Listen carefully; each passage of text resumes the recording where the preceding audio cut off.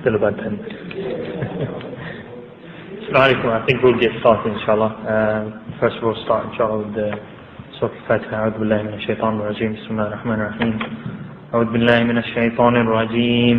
Bismillahir rahmanir rahim. Alhamdulillahi rabbil alameen. Ar-Rahmanir Rahim. Maliki yawmiddin. إياك نعبد وإياك نستعين اهدنا الصراط المستقيم صراط الذين أنعمت عليهم غير المغضوب عليهم ولا الضالين. Without further ado, inshallah, I'll let Imam Mughra start the talk straight away. I'm sure he doesn't need any introduction. I'm sure most of you sort of heard his talks on Friday, so I'll let him get started straight away, inshallah. That is women and Islam. Women and Islam, not women in Islam. Okay. Bismillahir Rahmanir Rahim.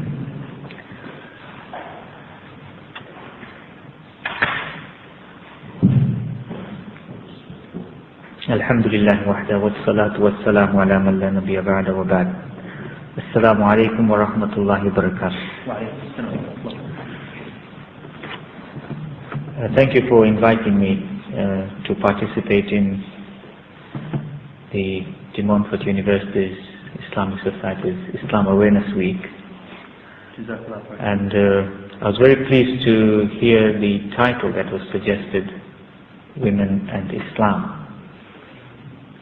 And happy to know that it is not women in Islam, but rather women and Islam. And I've had the opportunity to come across literature and various talks where the issue is more about women in Islam. And I think it's probably a response to the criticism that the Muslim community faces with regards to the treatment of women within Muslim life or within Muslim societies. Hence we find always the issue being addressed as women in Islam. But I'd like to approach this topic from the angle of women and Islam, not necessarily women following the Muslim tradition, but all women in general,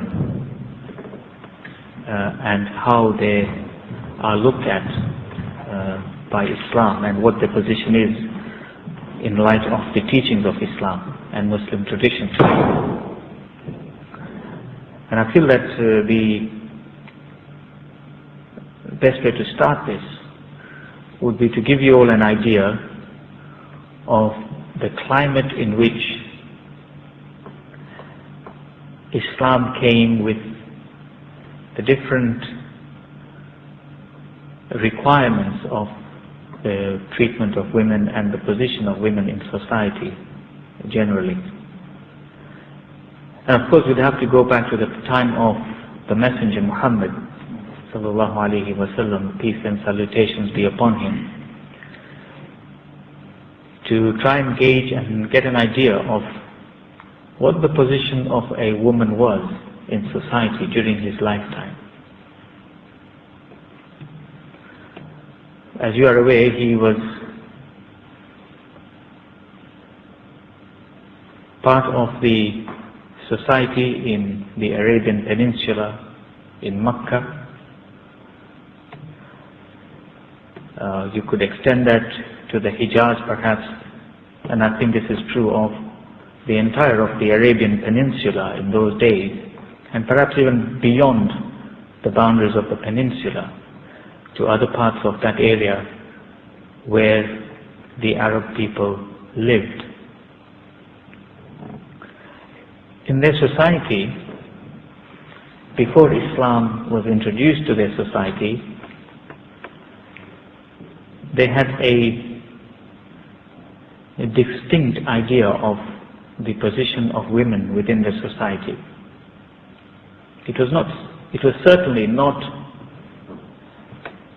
a view that women are an equal part of society, but rather their view was that women are the most inferior part of society. Perhaps they would list them down amongst or along a list of their belongings. If one were to sit down to list down what property they own, their women would be on that list, alongside their camels and their goats and their sheep.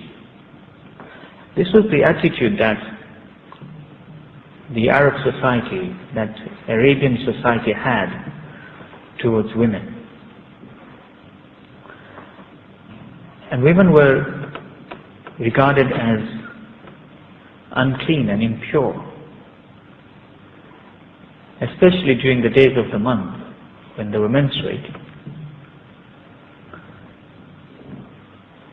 And of course, women who had the misfortune of being divorced or widowed were also frowned upon. They were not looked upon favorably. So the general trend and the attitudes of people in that society was that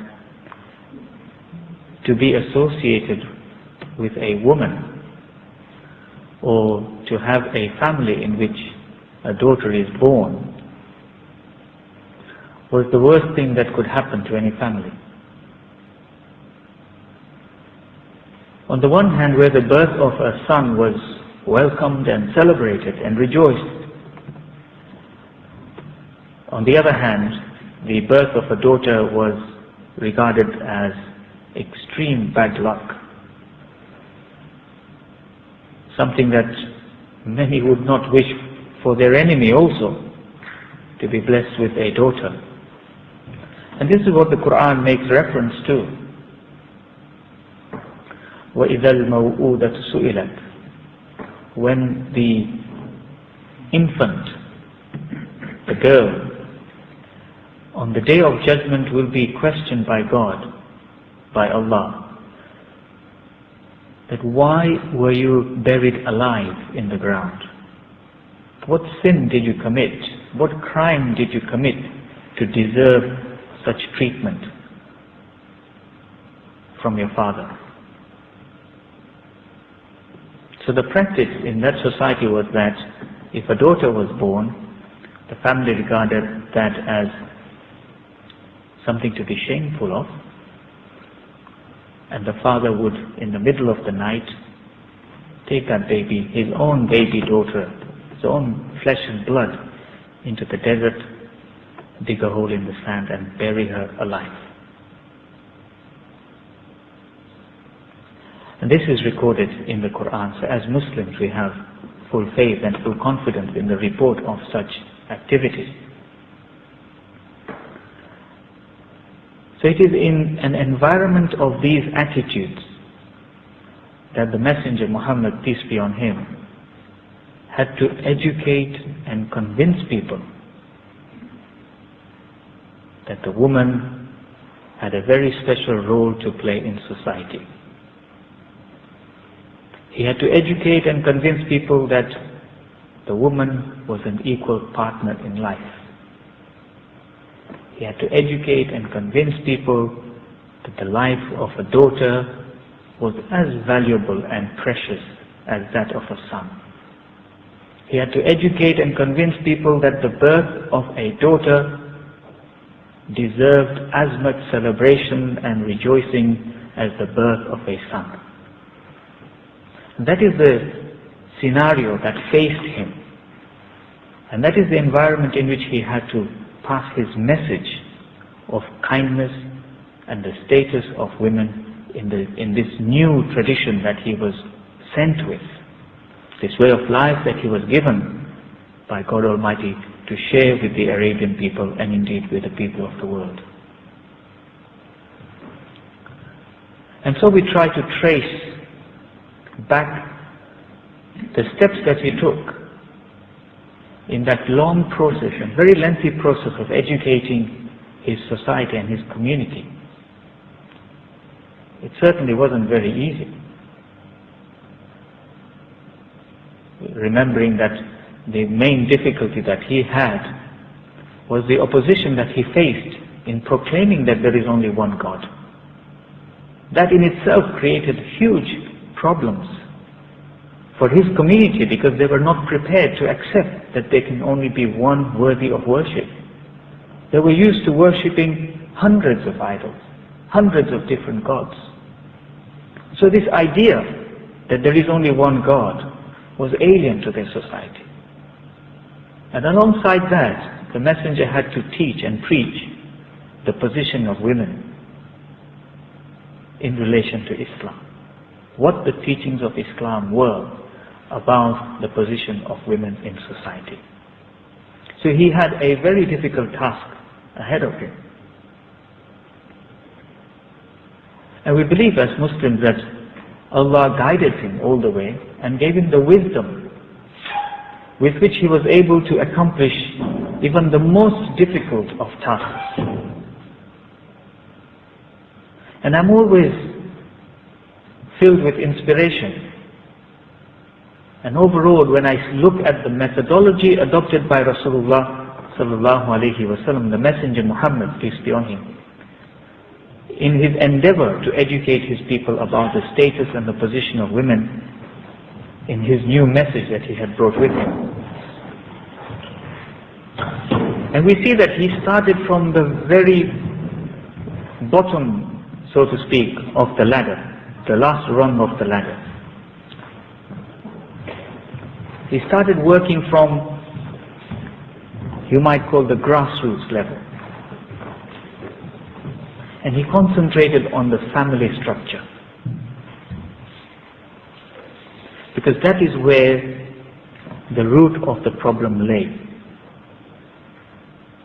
From the birth of the daughter, which led to this mentality of the daughter or the female being something unwanted, which then took hold in the whole of society. So he concentrated on that first level, the first step. And so we find in his sermons, in his teachings, whenever he spoke about social issues, family issues, there was a time when he stood up to deliver his message, and in his message he said, I guarantee paradise, Jannah, heaven, for whoever succeeds in raising 4 daughters to be good citizens, to be decent people, to be decent and caring human beings. If any one of you can do that, then I guarantee you Jannah. We have a variety of or different narrations with regard to this.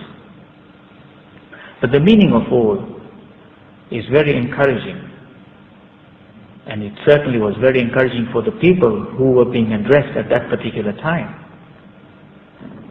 Because the Muslims who had begun to treat women with respect as equal partners and fellow human beings rather than property were facing criticism from the non-Muslim society that they lived side by side with. And we find that during that gathering, one person stood up and said, Messenger of Allah, what if somebody has only 3 daughters and not 4, only 3 daughters? And the Messenger, peace be on him, said, 3 daughters. If you can raise up 3 daughters to be decent human beings, then I guarantee you entry into heaven. And the tradition goes to say somebody stood up and said, what about 2 daughters? And somebody said, what about 1 daughter?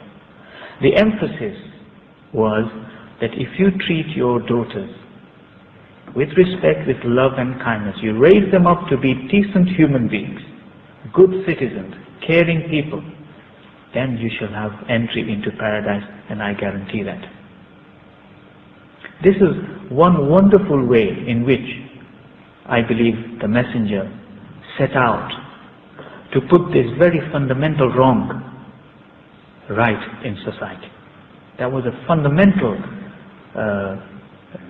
problem within society with regard to the treatment of women. And he felt that if society were to be cured from the rest of its ills, one had to start from these very fundamental issues, to treat your own children with respect and with dignity.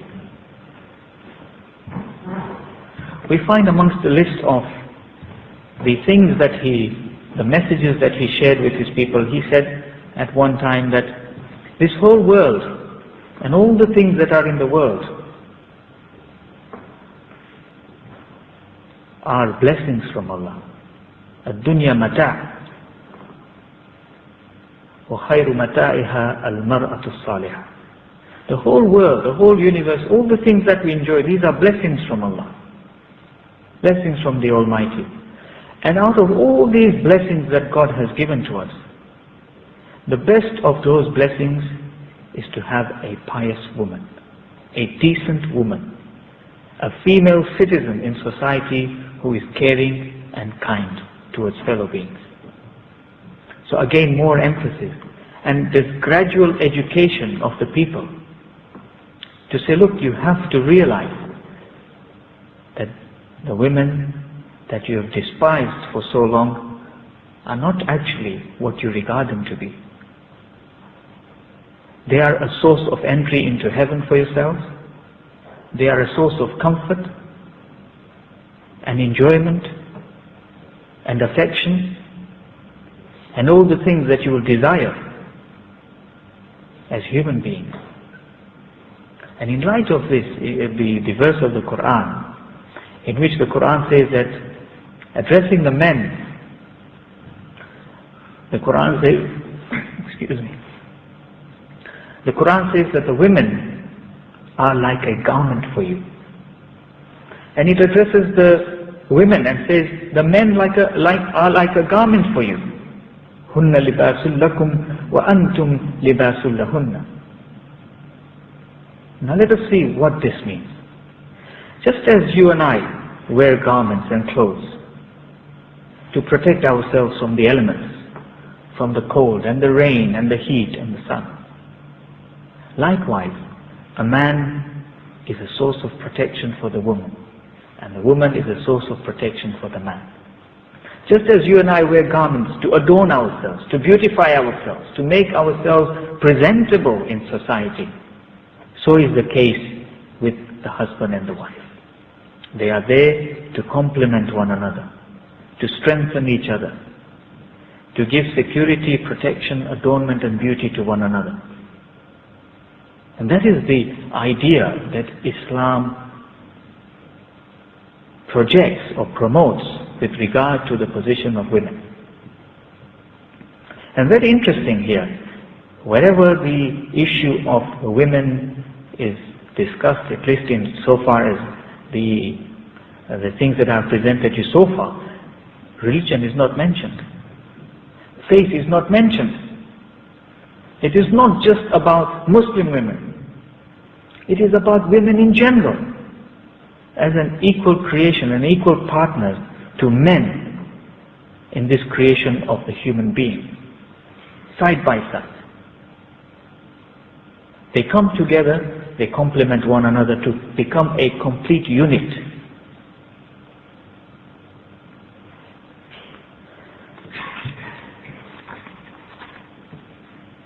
If we look at other examples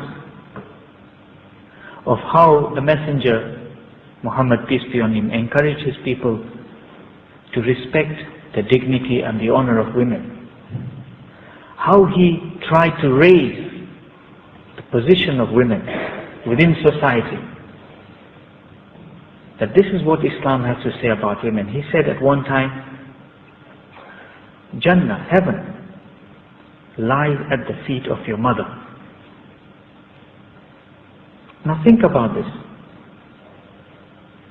All those young men, those young children who grew up with the teachings and the coachings of their fathers about the lowly position of women, they would certainly not have been able to respect their mothers. Because all they will have heard from their fathers is that women are dirt. They do not deserve any respect. They are not equal to us, etc., etc. And so no child, no offspring, no son or daughter would have been able to appreciate the value of a mother. So what does the Messenger say? He says that heaven lies at the feet of your mother. What does this mean?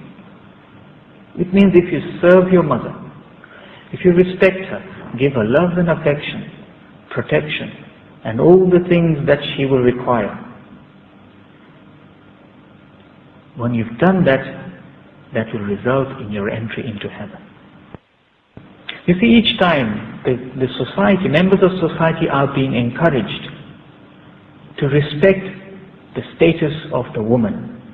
And the ultimate prize is being promised, which is entry into heaven. You want to go to Jannah, you want to go to heaven. That's the prize that awaits you, the trophy that awaits you, if you take these things into account. At one time he was approached by one of his companions, Sahabi, radiallahu anhu, Allah be pleased with him, who asked him, O Messenger of Allah, who deserves my respect? Who deserves that I respect them more than anybody else?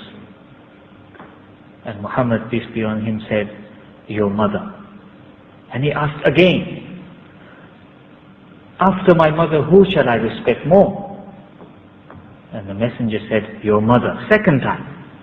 And the man said, yes, after my mother, who shall I respect more? And for the third time, the messenger said, your mother. So he asked again, after the third time, yes, after I've respected my mother, who should I respect more? At that point, the messenger said, your father.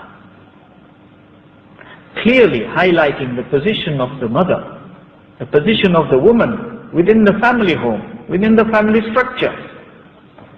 That yes, your father is very, very important, but your mother is 3 times more important. And that is not to say we respect father three times less or mother 3 times more in comparison, no. But the 3 times mentioning of the mother is for added emphasis. That there are no 2 ways about it.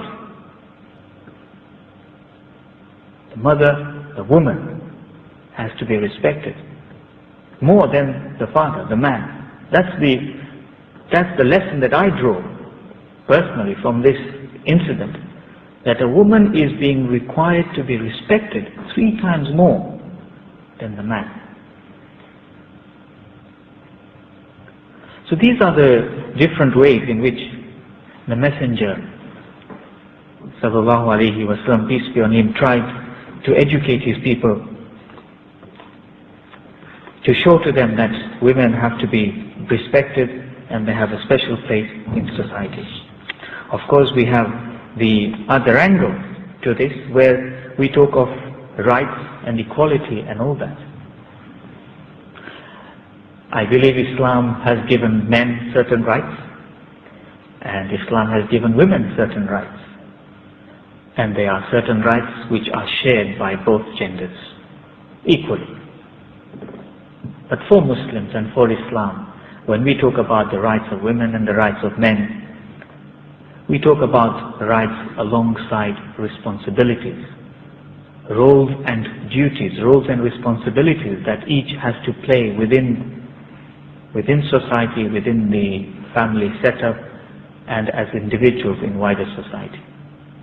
So where we talk about men having certain rights, which apparently might mean or might show us that the women's right in relation to that particular area have been ignored, you'll find when you look at the roles and responsibilities that go along with it, that indeed what Allah has ordained is the right thing for all involved. But that is not to say that we stop there. If you look at the different laws of Sharia, for example, we have certain things that are cast in stone, to use a phrase, certain things that God has ordained and nothing can change that. And there are other areas of Sharia law, of Muslim law, where Sharia is progressing, is being reformed, and the rulings are being looked at every now and then. And that perhaps is one of the advantages that the different schools of thought within Muslim tradition afford and offer. It's areas like the number of wives that a Muslim man can marry, for example.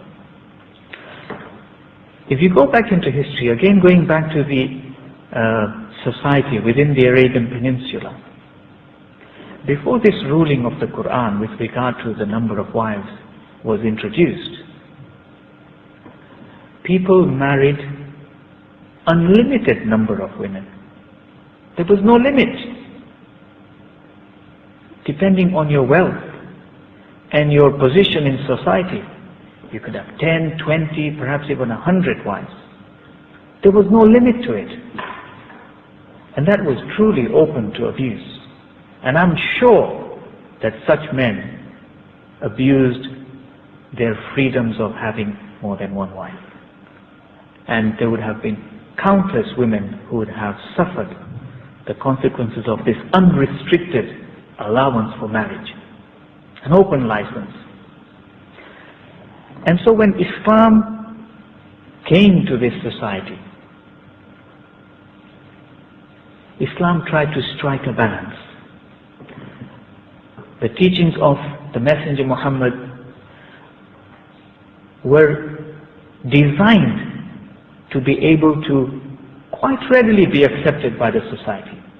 So you can well imagine if he just came from day one and said, right from this day on, you shall not marry except one woman.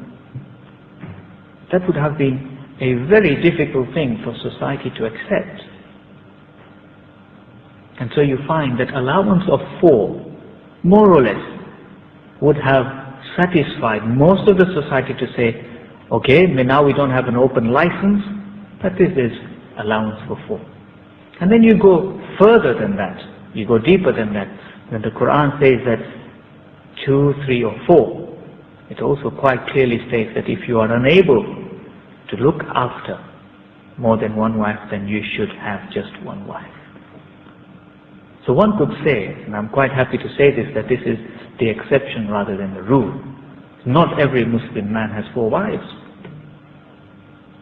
Indeed, I only know maybe 3 or 4 who have 2 wives. I don't know anyone who has 3 or who has 4. Certainly in the society that we live in, the British Muslim society. Then it might be the case in certain other parts of the Muslim world. But the idea is, with regard to the number of wives, is not something that the man is in any way demeaning the status of the women. If one were to look at it in the spirit of partnership, for example,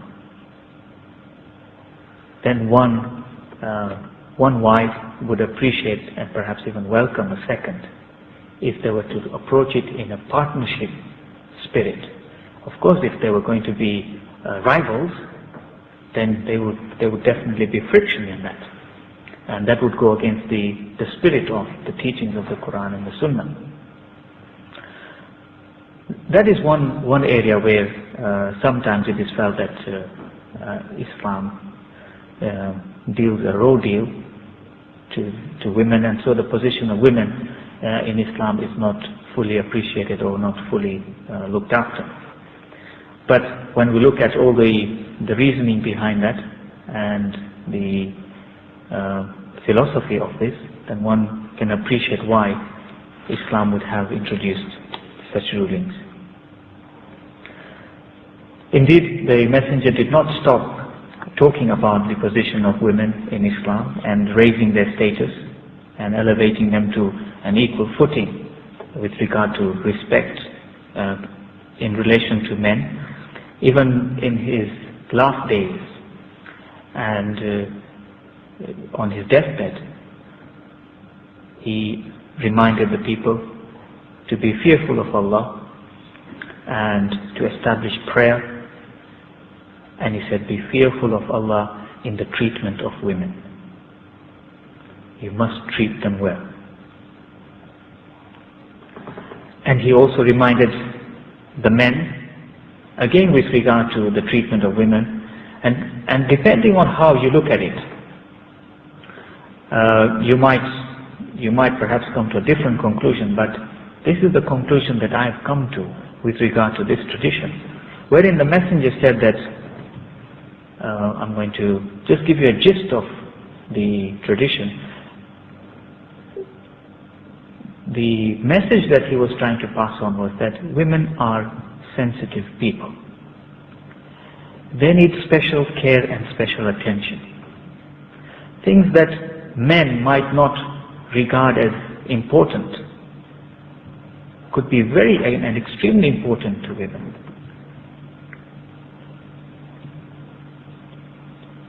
Somebody might say that, are you inferring that women are less capable of being in control of their feelings and so forth? But that's an angle that I would not approach this from. I want to establish from this statement that the messenger is going to great lengths in educating the men to say, look, they are a very special type of creation of Allah. They need special care, they need special attention, and they need all your understanding. Because if you fail to negotiate with them and to work along with them, bearing in mind their sensitivities, then you will not be able to benefit, as the Quran proposes, that you are garments for one another. That situation will not arise. But if you're able to be sensitive towards their needs and their feelings and how they feel and how they work and how they think, then you will be able to derive all the benefits as in being garments for one another.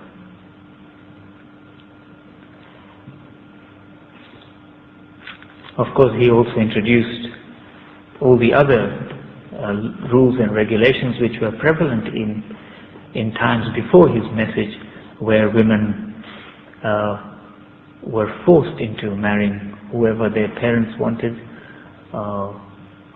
in whatever conditions, and so on and so forth. But I feel that time has moved on now. I should give you all. I think I will give you all a chance to comment and perhaps say a few words if you wish, or even ask questions, and I'll do my best to answer. Yeah. Jazakallah. Thank you for your patience. Sallallahu ala nabi al-kareem. Wa da'wana alhamdulillahi rabbil alamin.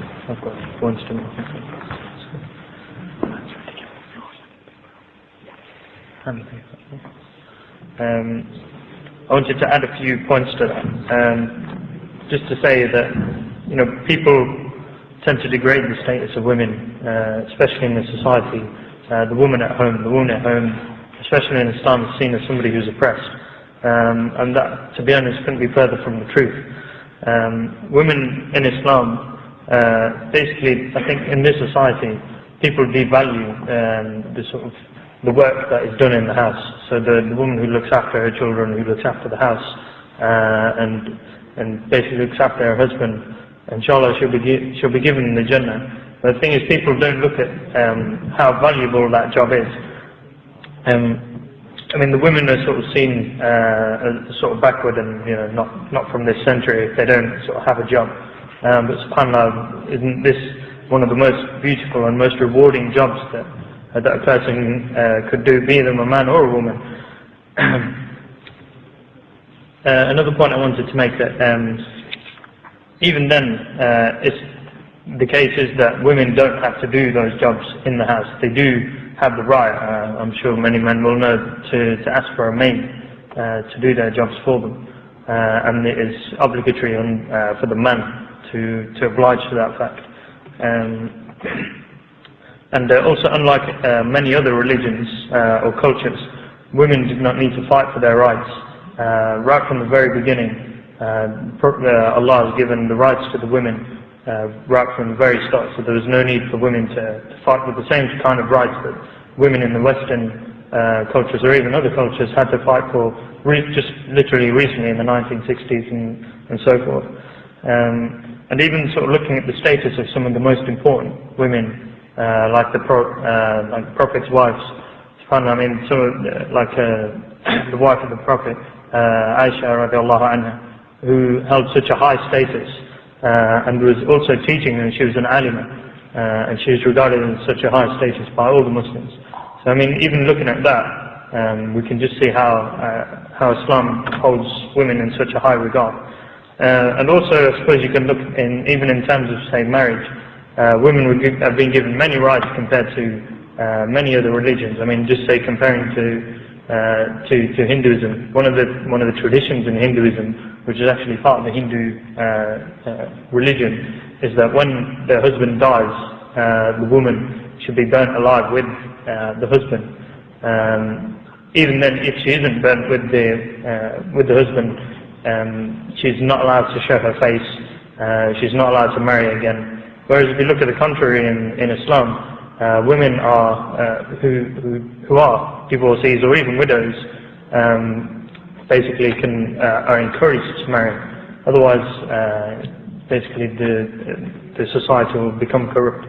And also, contrary to sort of common practices and stuff here in Leicester and probably all across the world, women at the time of the Prophet were allowed into the mosques and were able to pray, and without any, if you sort of go around even here in Leicester to try and enter a mosque as a woman, you'll probably be turned away because they will say there is no space for you. But if you look at the time of the Prophet, the women were allowed to go in there and perform their prayers. Nobody would stop them. And subhanAllah, personally, I don't think anybody has the right to tell a woman to sort of go away or to stop her from performing her prayers.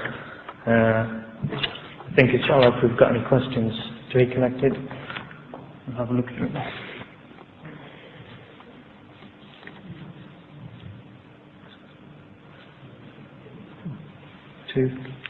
Congrats.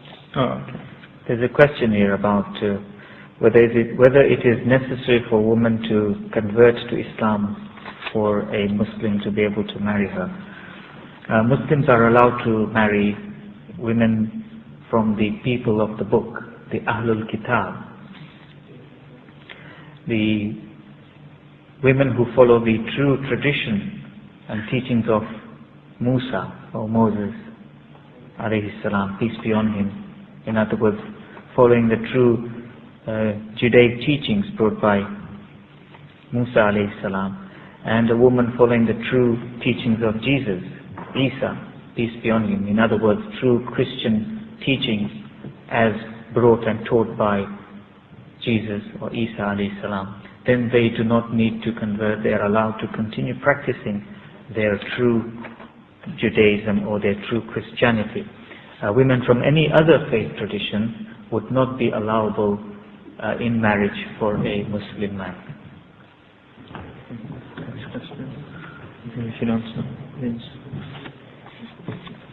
The next question is just as women and education. I guess it's just asking for a comment on what the position is with regard to women and education. Indeed, women have every right and equal right to obtain an education as the men.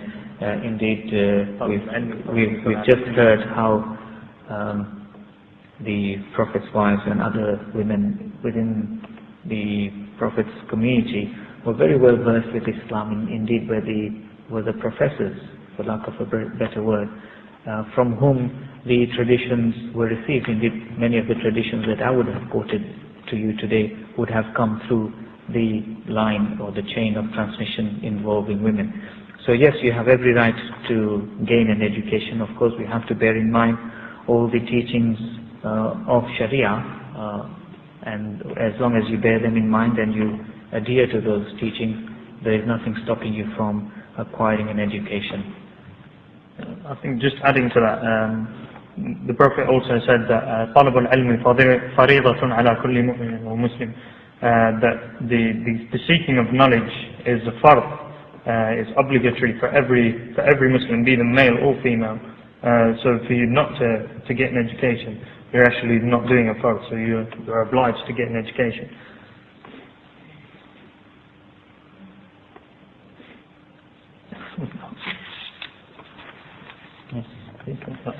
Many men believe a woman should leave her job if they marry. Is this true, or is it a big tale?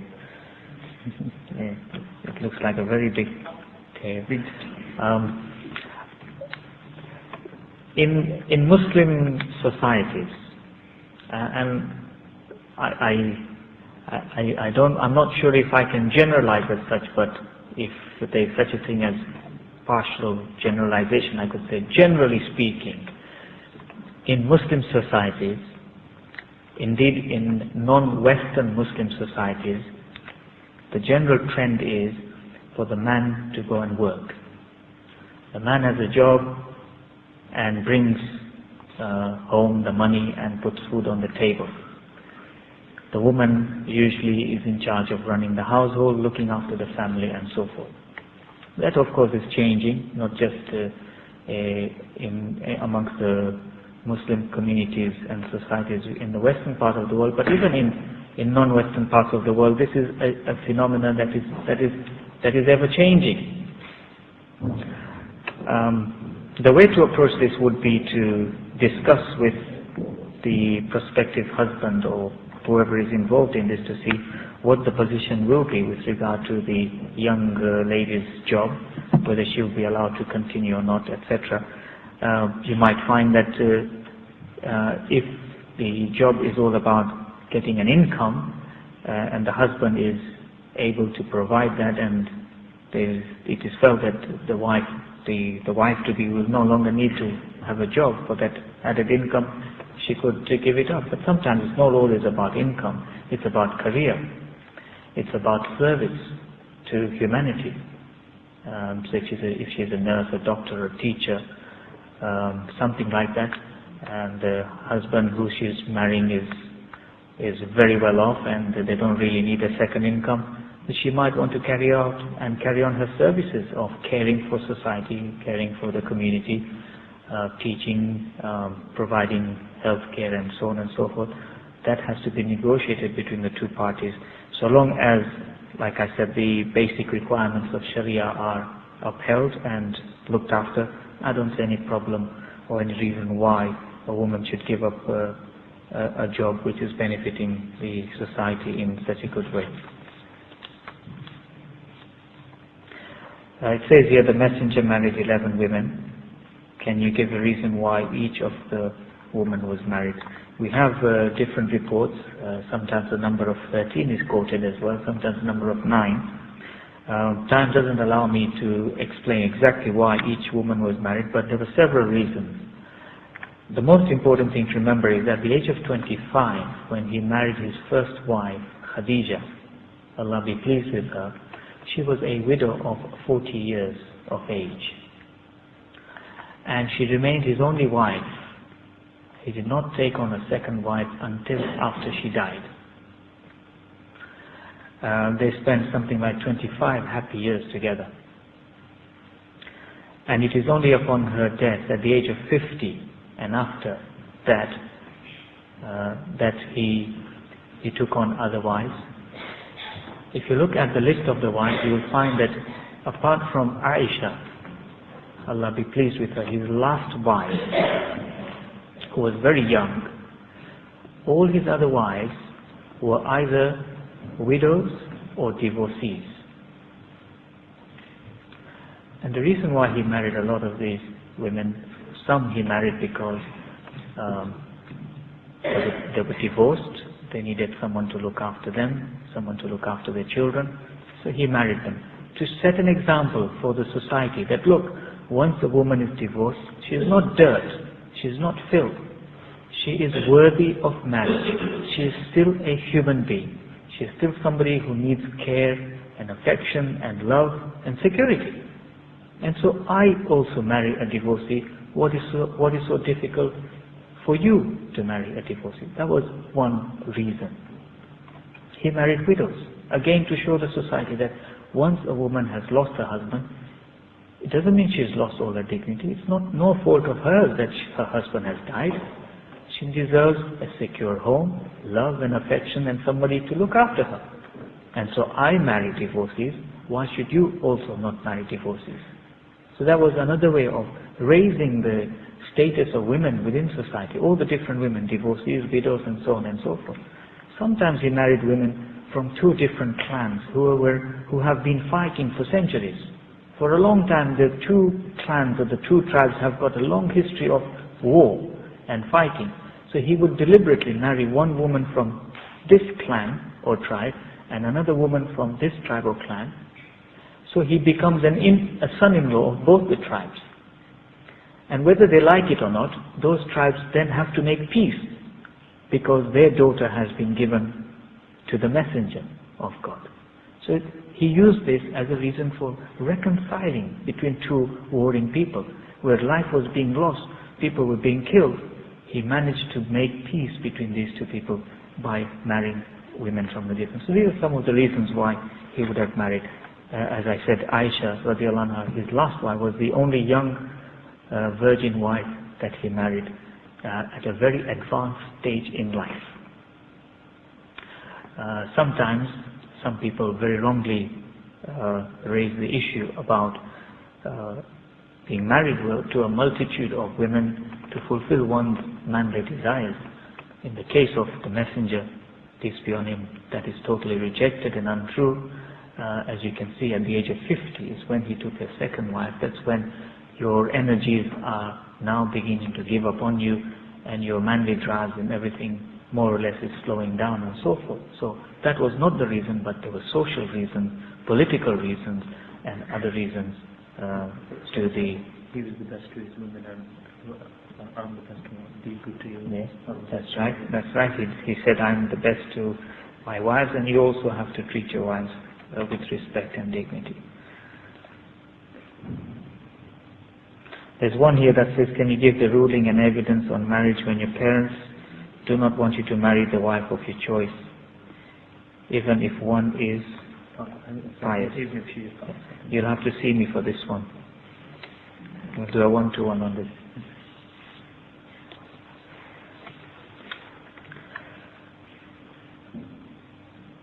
What if you tell your wife to cover herself when going out in public and tell her to perform her salah but does not listen? What should be done? Well, you cannot force anything upon anyone.